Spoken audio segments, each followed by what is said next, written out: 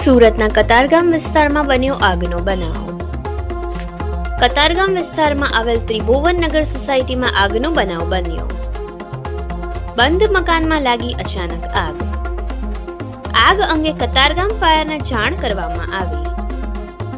Katargam fire વિભાગની 4 ગાડીઓ તાત્કાલિક ઘટના સ્થળે દોડી આવી.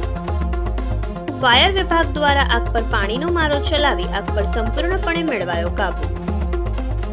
આગની ઘટનામાં કોઈ જાનહાનિ થવા પામી નહોતી. આગ લાગવાનું કારણ અકબંધ.